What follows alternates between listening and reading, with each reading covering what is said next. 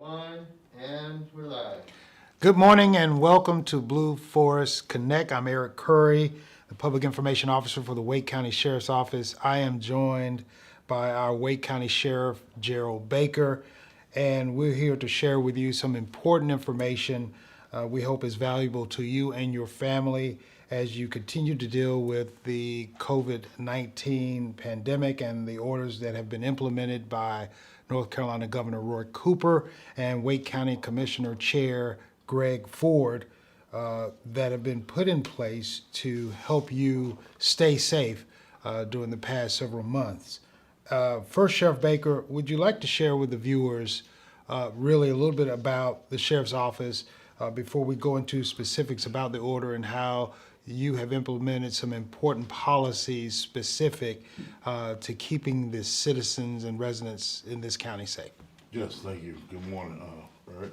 And a little bit about your Sheriff's Office in terms of staffing before we go into the COVID. I like to, when I get the opportunity to let our citizens know what the makeup is of their Sheriff's Office. And I say their Sheriff's Office because it is, that office belongs to the citizens of this county. It's not Gerald Baker's office, but been elected to lead that office in serving and protecting this county and everything that happens. That applies to all people who reside inside this county. Your Sheriff's Office is currently about 943 active employees. 382 of them are sworn. 434 of them in our detention division. And then we've got administrative staff of about 126 some odd people. So that's a lot of people that are employed by the Sheriff's Office and by the county. And each and every one of them are dedicated and committed to serving this county. We've got some vacancies. We've been actively over the last year recruiting and trying to hire the best people that are out there to become members and be a part of serving this county. So we're very excited over the last year, some of the things we've done. And yes, we are rolled right into being a new administration, something that no one has ever seen before. And we're talking about the coronavirus 19. So it was, it was a situation where we're learning every day. We're making changes every day that are necessary according to executive orders from our governor down to our commissioners and chairman of commissioners and our county manager proclamations that help guide us in how to deal with this virus. It's a deadly virus. It's one that no one has ever seen before, and it's taking lives and it's affecting everyday life as we know it. So, but we're taking it one day at a time, or 1 minute at a time. You've been a member of our office, you're there and you see how we have to make adjustments on the fly all day long to help make sure that we're keeping our office free from the virus and our jail and detention staff free from that virus and throughout our courthouses. And so it's a really huge pandemic that that causes you to have to make sure that you're on top of things all day long. And I know we before we started implementing and putting together some questions that we wanted to cover, one thing that you did mention briefly that we might as well start on the top. One of the first policies that you put into place, which was the first of its kind in the state, from no other sheriff's office in the state had implemented this. Can you talk a little bit about the 14-day quarantine policy that you put into place in the detention center that had to do with the arrestees? Yes. Can you talk a little bit about that? Well, the very first priority of the sheriff, one of many, but the very first is the jail. It always has been. If you go back as far as you want to in time, that jail's always been the number one thing that the sheriff must make sure that it's been run well and being the services that are necessary to provide for human beings who have been arrested and placed into custody pending judicial disposition. So it is the sheriff's responsibility to make sure that those persons are safe as well. And so again, on the onset of the crisis and the pandemic, the virus, we sat down and we immediately started trying to determine, what we needed to do to first, again, make sure that our staff was safe, that virus was not being brought into the jail, and then two, to make sure that that those persons that are in our custody were safe and not in a position to contract as well. So, 30 years of being a part of that office, I started out in that jail 30 years ago. So it's always been important to me as a member of that office to make sure that those persons that are in our office are treated as human beings, and so we still have to care for their care. As if you notice what I said, we have to care for their care.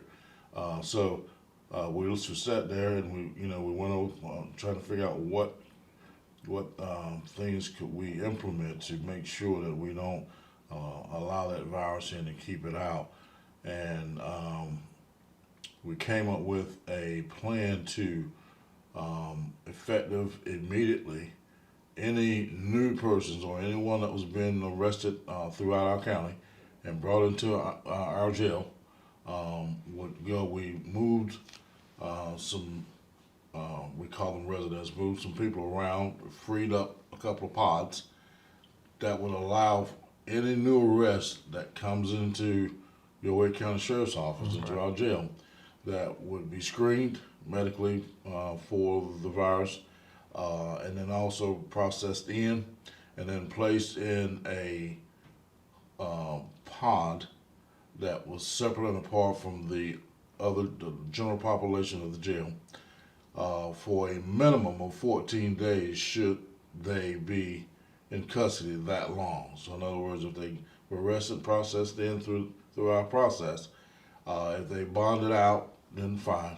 But if they were going to be held for a minimum of 14 days, then that 14 days was in line with what the procedures for screening to hopefully keep the virus out, or someone having the virus for 14 days to determine if in fact whether someone may have it or not. So Correct. It was an automatic quarantine that we put in place that I am quite certain is probably the reason why we can sit here today and say that we have no confirmed coronavirus cases inside our jail.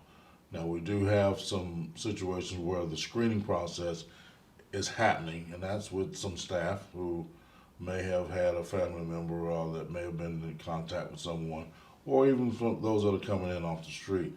But that is in between. There's no confirmed cases inside Correct. our jail. So that was one of the things that we started and we did immediately. And that is a positive news, Yes, sir. definitely, in Yes, the sir. detention center. So let's go now to some questions that centers around the executive order.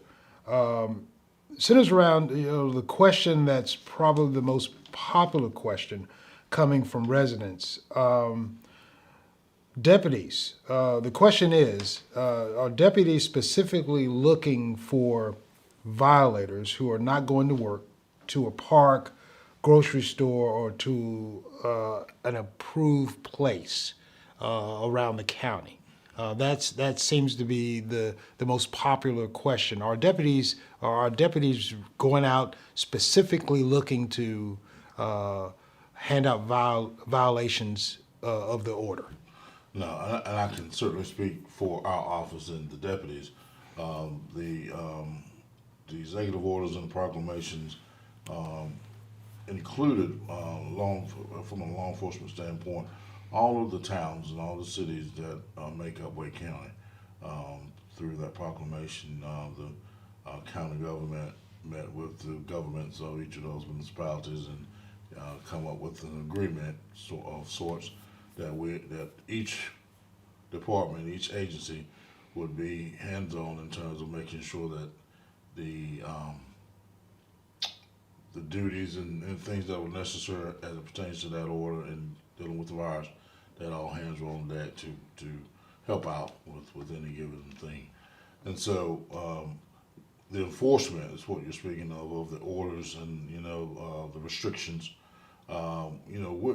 We said from the very beginning that our office, I can't speak for the other law enforcement agencies, but certainly for Wake County Sheriff's Office, that we would be very, very soft hands in terms of trying to enforce the restrictions. We would certainly wouldn't be out just looking to see if anybody's in violation, but certainly if we calls for service from our citizens who may observe some things that look like it may have been outside of what the restrictions were, or just in our duties and the things that we do from day to day, all day long, moving around through the county and see something that needs to be dealt with, we certainly would stop, try to find that person who may be safe as an event or a group of kids or people playing basketball out there and it's just really, really crowded on the court. Well, we would just go up and let them know, hey, don't want to stop you guys from having fun, getting exercise and things like that. But, there's so many people out here right now that, we're kind of in violation of the order and you may need to kind of thin out some and, make sure that you've got the social spacing and things like that that will make that situation come into compliance with the orders. If we got a call about too many people in a church, this was one of the big ones as well. Right. We wouldn't go certainly start trying to lock people up because of too many people. Again, you would locate the pastor or whoever's in charge of the event and talk to them and let them know that it appears that they're not in non-compliance with the executive orders in terms of the distancing and things like that, and give them the opportunity to make the corrections without us having to take any actual enforcement. So that's kind of what it's been for us up to this point. I don't know of any arrests that we Right. have had to make. The citizens here in Wake County, they understand, and I think that if any incidents that we've had that's been reported were worked out just from arriving and letting them know that we needed to make some changes to come in compliance, and folks they did what they need to do. And for those residents that may be watching that will say on the other spectrum, Sheriff, what will it take for your deputies to say enough is enough and that there's no alternative but to enforce the order? Mm-hmm. Well, again, the county government and a lot of the partners inside county government from the law enforcement perspective, courts will meet and talk daily, and the district attorney's office has made it very, very clear that we do want to give people the opportunity to comply, and if they refuse and resist those opportunities that we give them, then at that point that is total. We'll be displaying disregard for the governor's order, as the emergency order, and the orders of our county in terms of this social distancing and this compliance period. And if enforcement became necessary, then by all means, enforcement can mean anything from, again, a verbal warning to a criminal citation up to an arrest. And we would begin with the first, and if it resorted to the last, then we certainly wouldn't have a problem with arresting a person who was clearly demonstrating that they didn't have, in regard for the governor's order on down concerning this virus. And you mentioned already, we've heard in the past few days the governor recently relaxed an order that now allows drive-in worship services. Obviously, you know, we living in the South and the Bible Belt, it was a big relief to a lot of the churches. Yes. Have you been in contact with a number of churches that have been asking questions, and what do you say to those pastors and worship leaders that may have questions, and how can they continue to communicate with you and this office as it relates to any questions that they may have? Yes. Well, you know, I've talked to a number of local pastors here in Wake County. They've called with concern about that. You know, obviously, you know, you're right. You know, religion in churches it's big to a lot of people all over the world, not all over here in Wake County, and it's very important to people. You know, on Sundays they're just used to being able to go and spend time in church worshiping their God, and so that was a really big obstacle, I would say, when to find out that you can't go to church. You know, there were some things that were being allowed, and of all the things that were being allowed, being able to go to church was not one of them. So a lot of people couldn't understand that. You could take your pet to be groomed, but you couldn't go to church. So there was a lot of different. I was getting a lot of different, you know, scenarios of dissatisfaction. But you know, again, they all understood, you know, the importance of, you know, the restrictions and you know, to go to, you know, again, you know, they sat down because it changes every day. They were looking at it again, and on this last update to the order, allowed it, open it up to where people of this county can do what is called a drive-in church service, and that entails, you know, driving up into the parking lot of the church or an area, and that the vehicles are 6 feet or more apart, that the people remain inside the vehicle, and there's no contact when you're getting out and going and socializing, all of those things.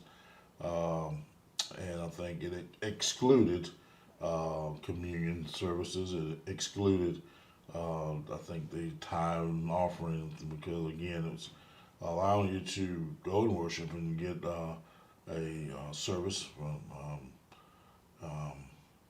but to again limit the social contact. So it was somewhat of a, you know, have to kind of Happy medium. yeah, sort of a medium there. And so I don't, to my understanding, we didn't have any issues with that last Sunday. I know the Sunday prior to that change in the order happened to be Easter, which was always a big Sunday in Christ. So a lot of people were really worked up about not being able to have a Easter service or attend the Easter service. But again, you know, it's just one of those things where we have to look at it every day, and our governor's doing a wonderful job, and everyone, our Wake County leaders are looking at things and day by day, and you know, they're finding out, you know, what can be relaxed possibly, and if so, they are. But again, the important thing is making sure that we don't get too relaxed, because the virus is still here and it's deadly, and we don't want to open things up to where people forget about the safety measures, and then the virus starts spreading and then gets out of control right here in Wake County. Right. Let's move on to another decision you made recently that had to do with your decision to temporarily postpone the issuance of gun permits. And you received some pushback from those who didn't really agree with your decision. But that process has resumed. Can you talk just briefly on your reasoning behind postponing the gun permits in this period of COVID-19? Right. And again, that was just it. You know, when you have executive orders from your governor, you have orders that have been issued down of restriction down from your Chief Justice of the state, proclamations from your County Board of Commissioners and its chairman, and your county manager. Limiting, telling you that we've got to limit contact. We have to follow the restrictions and provisions that are being allowed. You take all those things and the fact that this is a very deadly disease. It's a new virus that no one knows anything about, but we're seeing at the same time its effect and how it's taking life and how easy it is for it to be contracted. So all those things were considered, and being, as a head of an agency and here specifically with the sheriff's office, I personally watched the lobby of our office just fill up with citizens of this county who I guess had got afraid of the virus and things and got the feeling like they needed, to come and get purchase permits for pistols and weapons. They felt the need, and there's nothing wrong with that. But I observed for a week solid 300 or more people come through that lobby, standing in there waiting for an opportunity to get in. And at the same time, to me that equated 300 opportunities for our staff to have the possibility of being infected with this disease by people who were not being screened, and no one knew whether or not they had it or not. So it became quite. It was a tough decision, but it was one that I felt like I had to make. It was one to certainly not violate anyone's constitutional rights. Never said that we were going to stop doing them and never give any out. That decision was based on a 250% increase in application for pistol permits for almost 2 weeks, and that office was getting slammed. The backlog on just the application process itself was it was more than they could handle back there. None of these are excuses, by no means, but we had to look at it, and so I made a decision based on totality. My job also is to serve and protect our citizens, and my staff are citizens also. But more importantly, they're members of this office, and I couldn't allow them to have 300 or more opportunities of contracting that disease and continue to allow that many people inside that building. So I made a decision to suspend the pistol permits, not stop them, just suspend them, give us a chance to put a measure in place to where we could continue, but certainly not just having people walking in and standing around waiting. So that got spent out. You had a couple of senators that were not even in Wake County who sent it out and spent it out in the wrong way, and a lot of people took that and thought that we were trying to violate people's right and keep them from being able to assess the permits, and that was far from the case. We'll never do that. And so again, lawsuits came in behind that, and we dealt with that, and one locally where we was able to work that out and get things up and rolling again. Then there was another one that was behind it. We feel pretty good about it too. And again, the biggest thing is that they're able to come in and get the pistol permits, and we're able to protect our people, and that was what the decision was all about for me. And I think it's important to note that a number of comments that were made coming in, it was assumed that the office was understaffed. Yes. It was, the permit office is fully staffed. Oh, it is, no question. And it was still inundated with permits and question. backlogged. So that is important Yes, sir. to note. No question. The next question, if an applicant had previously applied for a gun permit prior to the postponement and still has not received notification, what should they do? Okay, just call again, because we're not allowing any public access anymore. We've set up a not virus proof, I wouldn't say, but we've set up a procedure where we've brought some of our staff from that department out to the doors of our building and through barriers and PPEs, which is personal protection equipment. They're dealing with those who are coming in. Those who applied prior to that, our office had called and notified each one of them and set up appointments for them to come on that day to complete the process for obtaining their permits. Okay, and the process is a little different, I guess. Folks who want new concealed carry permits. Okay, that process is still not being done, and that is a direct result of the fact that our office doesn't handle the fingerprinting part of the CCW.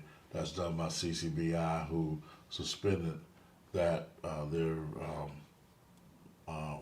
duties of fingerprinting for that purpose. So that I want to make sure everyone understands that too. So once that resumes, or however it's able to resume, then that's when we'll resume that. And the renewals for concealed The carry. renewal's still being done by appointment. Yes, sir. Can you also talk about, and this is something that's really been dear to your heart from the start of your term, and I'm sure this is just as important now during this pandemic. Can you talk about the importance of residents looking out for the least of these? And I'm talking about the elderly, those that are forgotten during this time, those that are in need of the essentials. How can residents reach out, or they may not have no way of knowing just the condition of their neighbors? How can they maybe call us so that we can go out for welfare checks? Again, if there's ever been a time to become neighborly and begin to care and look out for people who you know are elderly, who reside around you, now is that time. Whether you know them or not, now is the time to get to know them. If nothing else, just going over next door and just saying, hey, how you doing? So, you know, I've been over here next door and we've never really met, but I just want to make sure that things are okay. You know, that's reaching out. That's what, you know, this county is all about. It also leads into, you know, while we came in and kind of revised the program that was in place. One went back to one that's been on the books and things for many years, and that's all you have to do. If a person is concerned about a senior in this county, all they have to do is call our office. We will dispatch the closest patrol car or sheriff's office vehicle, deputy that's out there in that field, to that place, to that location, that address, to check on that senior, make sure that person's okay. In the past, it was kind of set up on a automated type system where you had to be a part of that, and it checked on people, you know, during the day, but it was limited to like 100-some people. And you know, one of the things that we want to do coming into this office was making sure that we're serving this entire county. This county is made up of more than 100-some seniors. According to the last census, if my numbers are closely being correct, you know, there's, you know, about 10,000 or more people who could be considered senior citizens in this county, and it's probably more than that. So we have to be in a position to make sure that we're given an equal amount of attention and service throughout this county. And that's what that was about. That's why we made that revision to that program. And I can tell you now that it's a lot better, it's a lot smoother. People realize now that you don't have to wait till a certain time of day to be checked on. We're checking on people when you call us. It doesn't matter, 24 hours a day. And that is something that this county needs. As some people in this county is growing every day. And so that's the expectation of making sure that we're serving each and every person. And that's something that I love and something I enjoy doing.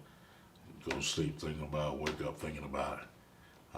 30 years I've been a part of this office, and so I'm just glad to and blessed to be given the opportunity to lead it.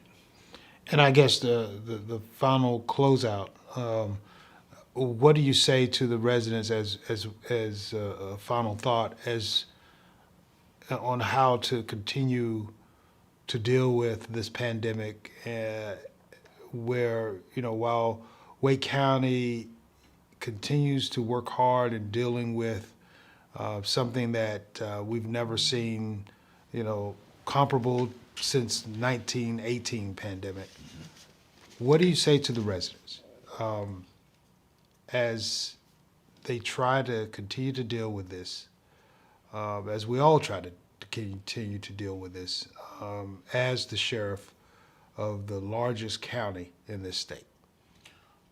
I say that, again, Wayne County, we're the capital county here in this state, great state of North Carolina. We've got a great governor. His leadership is second to none throughout this country. And, he is taking this day by day, minute by minute, along with our local government, our commissioners, county managers. Everyone is doing everything that they can to make sure that our citizens are aware of what's going on there. The information is flowing and making sure that you have access to it. Any questions that you have, you can call and get answers to. But the important thing is what I would want to leave to our citizens and to people everywhere. Make sure that you're following the instructions and that you're following the orders that are being given, because those things are in place for a reason. It's this virus, the understanding is the best way to deal with and control it is to stay home, don't come out unless you have to, and social distancing in space is what's going to help keep it from spreading and taking life. So for how long that's going to be, we don't know that. But those instructions and those guidelines and those restrictions are in place to try to save life here in Wake County. So hopefully it will pass and move on one day and we can get back to life as we're used to it and know it. But until then, these things are in place to save lives. Thanks, Sheriff. Yes, sir. On behalf of Sheriff Gerald Baker and the entire Wake County Sheriff's Office and our dedicated deputies and staff, we'd like to thank Blueforest Connect for inviting us to share some very important information to our citizens and residents of Wake County. And please stay safe and don't hesitate to call us if you need us. Take care. Thank you.